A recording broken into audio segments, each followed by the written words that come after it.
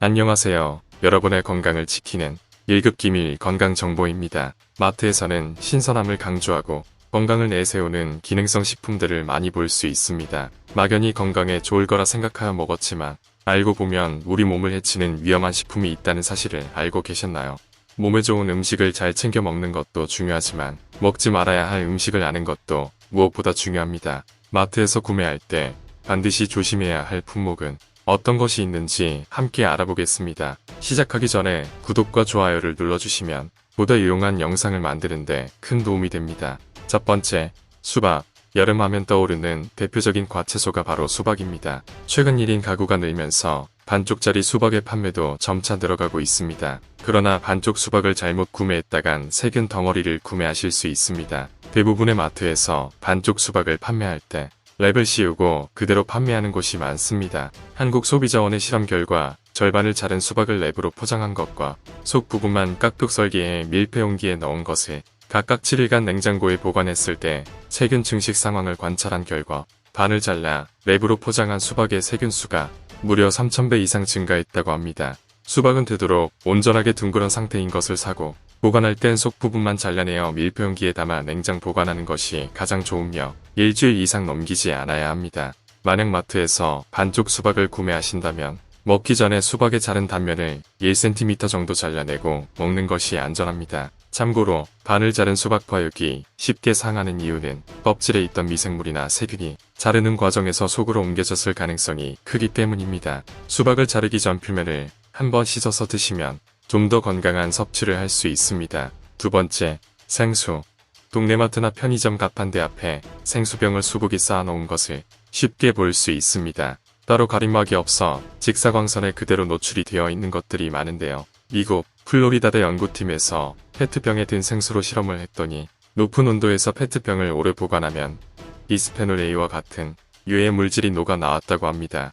비스페놀 A는 플라스틱을 말랑말랑하게 모양을 만들기 쉽게 해주는 가소제입니다. 간이나 뇌 기능을 떨어뜨리는 것으로 알려져 모든 영유아용 식품용기 및 용기 포장과 화장품의 사용을 금지한 성분입니다. 감사원에서 진행한 먹는 생수의 수질 관리 실태 감사 결과 전체의 37%가 직사광선의 생수를 그대로 보관하고 있었습니다. 해당 생수를 수거 후 유해물질을 테스트해보니 발암물질인 프로말데히드와 아세트알데히드, 안티몬이 검출되었습니다. 이렇게 직사광선에 노출된 페트병 속의 물을 단기간 소량을 섭취할 경우는 큰 문제가 없겠으나 지속적으로 꾸준히 마신다면 당연히 우리 몸에 좋지 않습니다. 집에서 물을 끓여 먹기 번거로워 생수를 자주 구매해 드시는 분들이라면 반드시 직사광선을 피하고 서늘한 곳에 보관된 것을 구입하는 것이 안전하겠습니다. 세 번째, 카놀라유.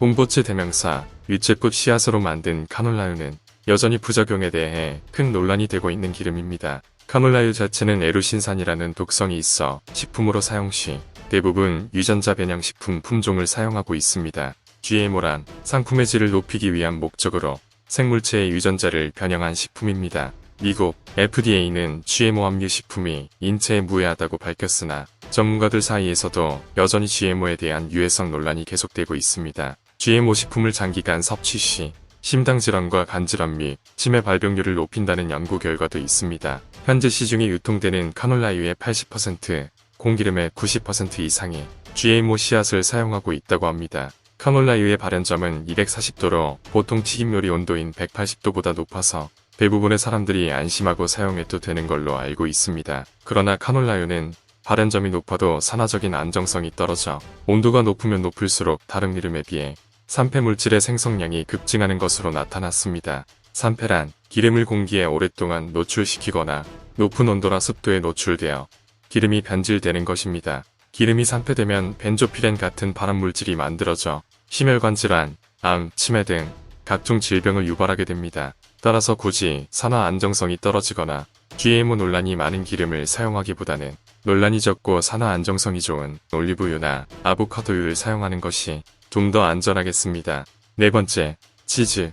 치즈는 고소한 맛과 쫄깃한 식감으로 요리의 품격을 한층 더 높여주는 식품입니다.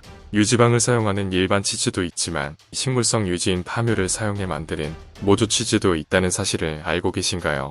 성분 표시를 확인했을 때 식품 첨가물인 렌네카제인과 파묘 등이 적혀 있다면 모조 치즈를 사용한 것이라고 볼 수 있습니다. 모조 치즈는 주원료인 파묘와 함께 물을 섞어서 만드는데 이때 기름과 물이 잘 섞이도록 유화제를 넣고 웬고제인 웬레카제인 등을 혼합하여 진짜 치즈처럼 보이도록 만듭니다. 일반 치즈보다 훨씬 저렴해 많은 업체에서 사용하고 있습니다. 모조 치즈는 화학물질에 민감하게 반응하여 설사 등을 유발할 수 있으며 포화지방 함량이 높아 과다 섭취하게 되면 고혈압, 고지혈증과 같은 심혈관계 질환을 유발할 수 있습니다. 따라서 치즈를 구입하기 전에 원재료표에 자연치즈 90% 이상인 것을 확인하시고 구매하시길 추천드립니다.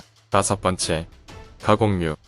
많은 분들이 간편하게 먹을 수 있는 햄이나 소시지, 훈제오리처럼 가공된 육류를 많이 구매하고 있습니다. 하지만 이러한 가공육에는 먹음직스러운 색을 내기 위한 발색제와 많은 양의 나트륨이 들어갑니다.